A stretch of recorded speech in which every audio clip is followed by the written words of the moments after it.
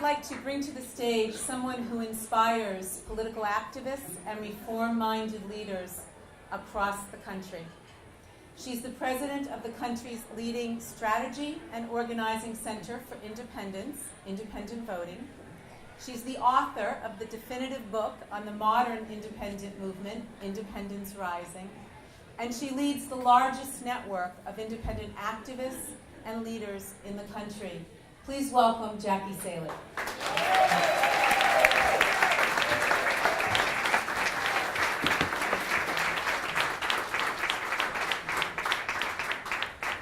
Hello, everybody. Hello. Let me just say that I am really honored and humbled to share the stage with the awardees and the presenters who've been before you tonight.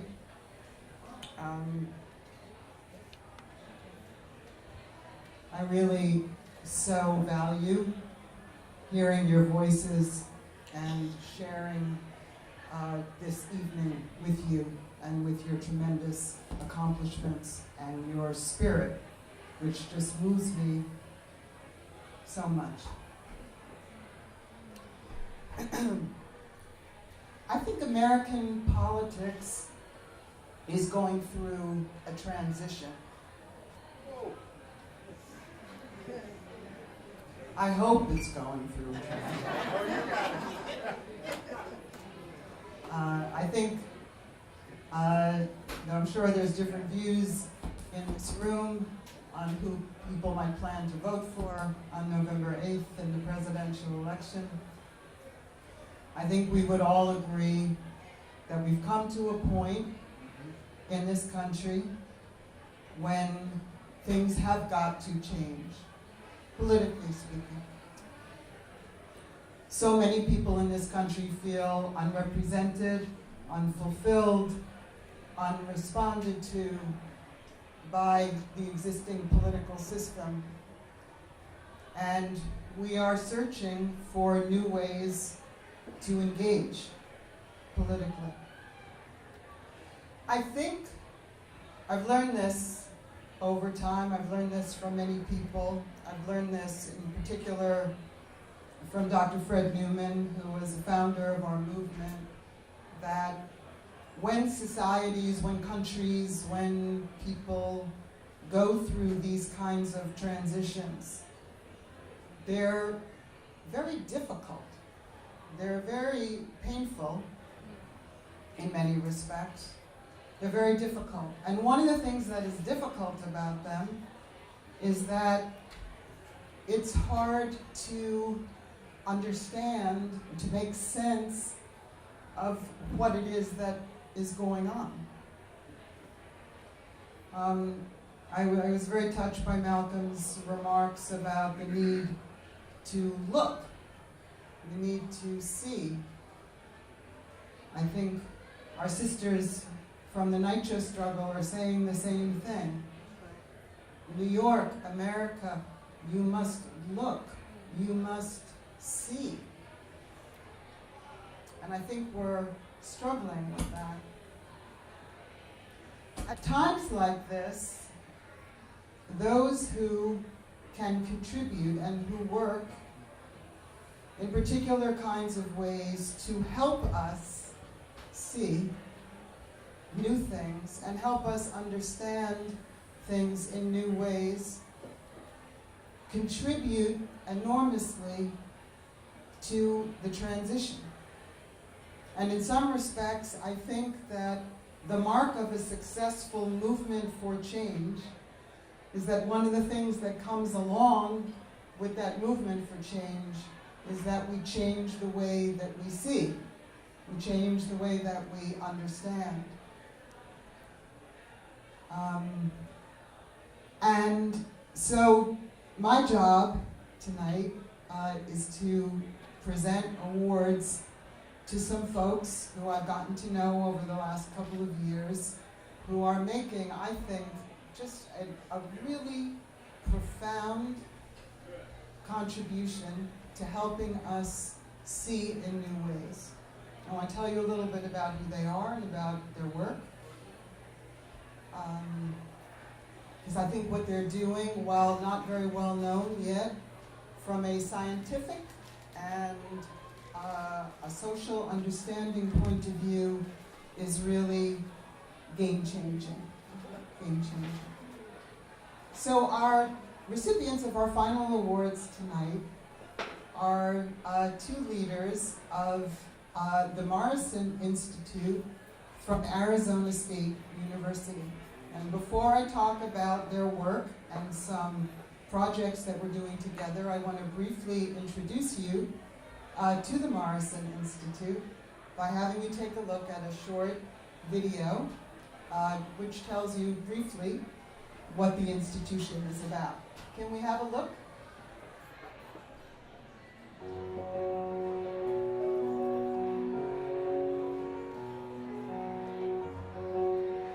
The Morrison Institute was born in the house that was directly behind me. It was the residence of Marvin and Drew Morrison, who offered the initial endowment to found the Institute.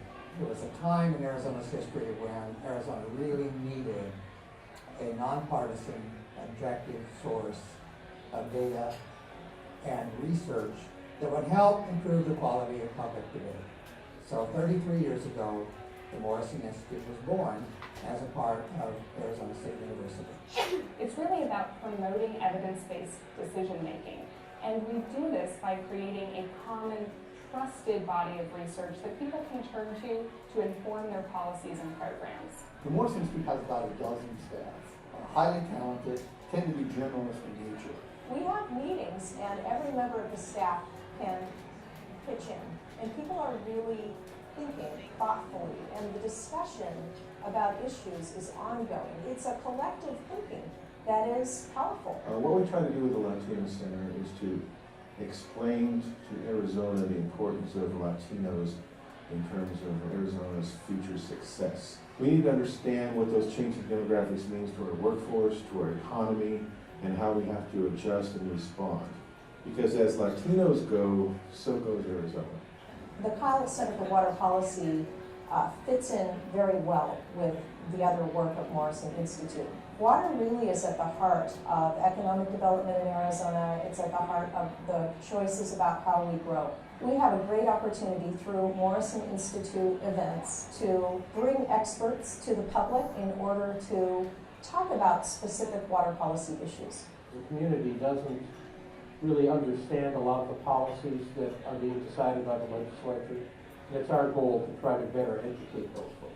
The polling is done so we can get the voice of the public into our research so that we can better explain where the public stands on a variety of issues. Morrison Institute's work benefits Arizonans because it puts the emphasis on policy, not politics. Using the publication is just the beginning of the conversation that's moving in the community. We can't leave it up to a few people or leave it up to a few experts to decide. This is something people need a chance to learn about and become involved in. And that comes down to the voters, comes down to the policymakers, it comes to educators, business leaders, community groups. Everybody has a stake in this. And the Morrison family has been very gratified by what Arizona State University has done to help Arizona improve the quality of public debate with independent, objective, nonpartisan research.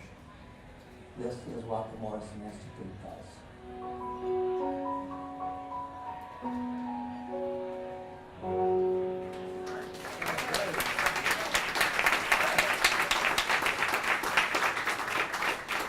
So about a year and a half ago, the Morrison Institute at ASU decided that there was some subject matter in the political realm that was not being looked at sufficiently. They took a look at the dynamics. All right, I'll try and talk.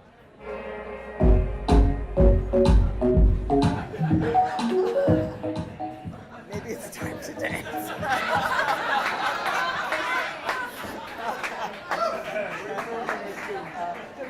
Try that again. Can you hear that? No? No? Okay.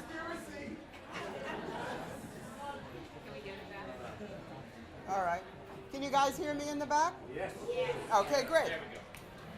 So the folks at the Morrison Institute decided that they wanted to take a look at a new development that was going on in the country and in Arizona. They wanted to take a look at the independent voter. Okay. How's that? Good.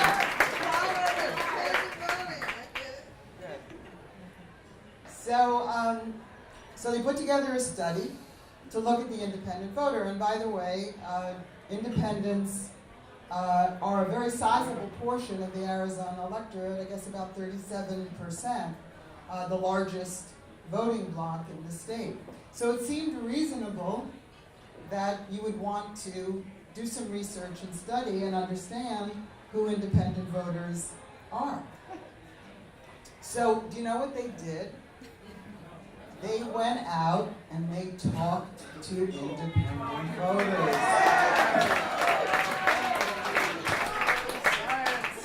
Not only did they do traditional quantitative polling surveys and acquire data, they held focus groups and they asked independents and they gave independents the opportunity to tell them, as social researchers, why they had chosen to become independents, what it was about the political system that had made them become independents, soliciting their feelings about how the parties operate, how partisanship impacts on the political culture, how much ideology divides people from one another. And they came up with a comprehensive report, which they released, of these results.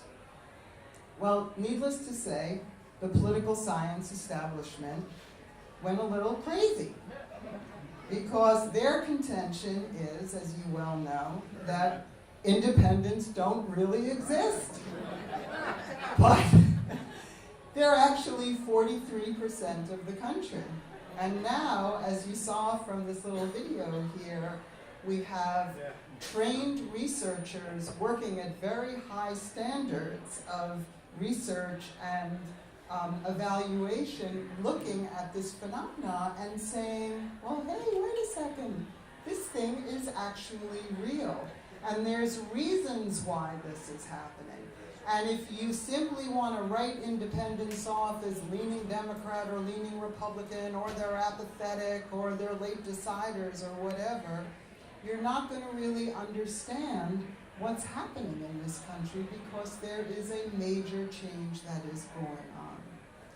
So when the results of this survey came out, as you might imagine, this was very, very exciting to us. And the folks at Morrison and ASU were enormously generous. They asked us to participate in the release of the report, which Kathy Stewart attended out in Phoenix. And we've been in very intense and extensive conversations with them ever since then.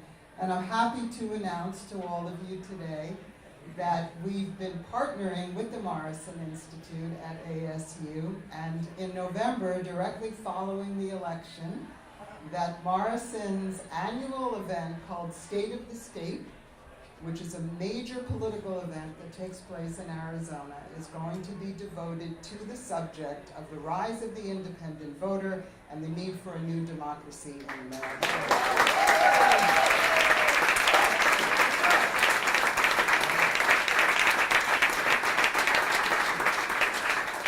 So we want to, tonight we're paying tribute to and giving awards to two of the key movers and shakers at Morrison. The first is the Director of Communications, a good friend and a wonderful advocate for so many of our concerns and issues. Joseph Garcia was not able to be here with us today, but he sent a recorded message, which I want to share with you now. Can we see the video? Good evening. Sorry I couldn't be there in person, but I must say that I'm very honored by this award on behalf of Morrison Institute and our continued work looking at the new electorate. Independents, of course, are a very important part of the new electorate, and that includes not only people who are registered as independent or choosing not to belong to either party, but there's an independent movement, an undercurrent that's happening within even both major parties. I think that's why you're seeing Bernie Sanders emerging from basically out of nowhere, who wasn't even a Democrat, and going toe-to-toe with perhaps the most famous woman in the world. And also someone like a Donald Trump, who one by one took out the established candidates, and he also was a newbie in politics. So when we're talking about looking at independence, I think we have to look at it as in a new way, in a new manner, and that's what we're doing at the Morrison Institute. And we're very happy with our research and our continued research. And one of the best ways that I try to describe independence is that we don't have to live in a world where it's either Coke or Pepsi in the cola world. I mean, think of all the cola in between. I happen to be a pepper myself, Dr. Pepper.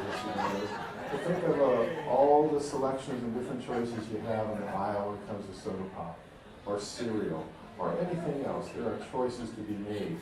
And I think that's the best understanding, I think, in a very simplified way of understanding the independent movement in this nation, is that it isn't just Coke or Pepsi, it isn't just black or white. There's many variations, many colors, and they're all treated individually.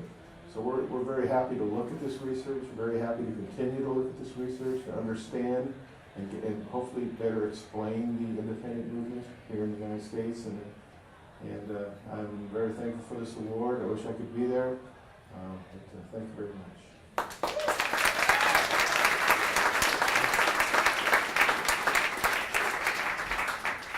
We are very fortunate to have with us today to accept an award the director of the Morrison Institute, who I've come to know over the last couple of years. This is a man who has just a tremendous intellect, tremendous heart, tremendous sensibility. And what I really love about him is that he puts all of that to work on behalf of helping to craft a new way of doing politics in this country. And that is really just an extraordinary, extraordinary thing to do.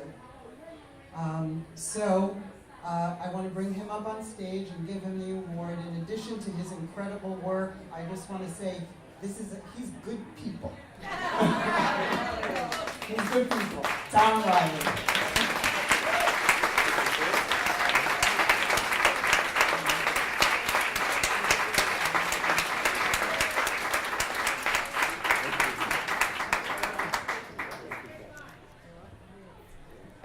Well, good evening, and on behalf of my very talented colleagues at the Morrison Institute, we're very honored to receive this award. Kathy, thank you, the New York Independence Club, and we use this as an opportunity to celebrate our partnership with independentvoter.org and Jackie. So in addition to our strong belief that policymaking should be guided by quality, nonpartisan, independent, evidence-based research, which it isn't always the case. We also believe that, and we strive to create places, safe places, to convene people who think differently about very controversial issues. So with our research, we also are a large convener. But we also do something that you might be surprised from an academic institution, is that when we write our reports, is why half our staff are journalists, we write in a very plain-spoken, common, understandable manner, not with academic jargon. And that doesn't mean that our research doesn't have the rigor of any academic institution. It just means that we want our research to be understood by people. And we want policymakers and legislators to understand it. Jackie mentioned, our work on the independent voter is that we did do something very unorthodox in research. We actually asked people what they thought. And the new research that we're putting out, that we'll be actually releasing at our State of the State conference, follows up with some really important research that the Pew Research Center came out that looked at where do individuals go for their media and for their news. What context do they use, and what news sources do they utilize? but they only asked Republicans and Democrats. Our research will extend a lot of their research on social media, news media, but we're actually asking independents, and we're framing it that how independents are different than Republicans and Democrats, and we're also looking at networks and social networks, because what we do a lot is that we tend to talk about politics, but we talk about it with people who think and look like us. And what we want to look at is whether the independent voter is a bridge, perhaps, and has individuals perhaps from both sides of the spectrum, and perhaps that important bridge needs to be built upon. So again, we appreciate, we're excited about our relationship with independentvoter.org, and we're very honored to actually receive this award. So thank you.